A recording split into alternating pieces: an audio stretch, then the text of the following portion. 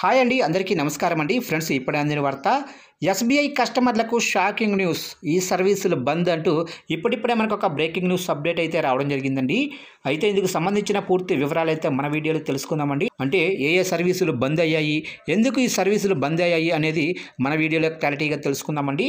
Video మాత్రం ఎక్కడ skip చేయకుండా చూడండి ఫ్రెండ్స్, అప్పుడే మనకి పూర్తి సమాచారం అయితే తెలుస్తుంది. ఇక లేట్ చేయకుండా వివరాల్లోకి వెళ్ళిపోదాము.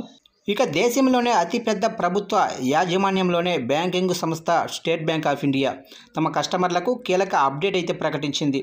ఇక దీని కింద నేడు మధ్యాహ్నం 1 గంట నుంచి 4 గంటల వరకు డిజిటల్ బ్యాంకింగ్ సేవలు అందుబాటులో ఉండవని వెల్లడించింది. వార్షిక క్లోజింగ్ యాక్టివిటీ కారణంగా సేవల్లో అంతరాయం కలిగిస్తున్నందుకు చింతిస్తున్నట్లు కస్టమర్లకు మెసేజ్ ద్వారా ముందుగానే వెల్లడించింది. ఇక భారత కాలమానం ప్రకారం ఏప్రిల్ 1 మధ్యాహ్నం 1 గంట నుంచి సాయంత్రం 4 గంటల వరకు, అంటే దాదాపుగా 3 గంటల పాటు కస్టమర్లకు internet banking, YONO light, YONO business web and app, అలాగనే యోనో యూపీఐ సేవలు అందుబాటులో ఉండబోవని తన అధికారిక వెబ్సైట్లో కూడా బ్యాంకు వెల్లడించింది. ఈ సమయంలో స్టేట్ బ్యాంకు కస్టమర్లు తమ యూపీ లైట్, ఏటీఎం వంటి పద్ధతుల్లో తమ ట్రాన్సాక్షన్స్ పూర్తి చేసుకోవచ్చని బ్యాంకు వెల్లడించింది.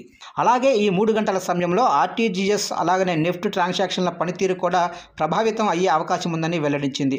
అలాగే యూపీఐ లైట్ విషయానికి వస్తే ఏప్రిల్ 1 నుంచి యాక్టివ్ మొబైల్ నెంబర్స్ రూల్స్ మారుతున్నందున కొంతమంది అంతరాయాలను ఎదుర్కొనే అవకాశం ఉందని తెలుస్తుంది.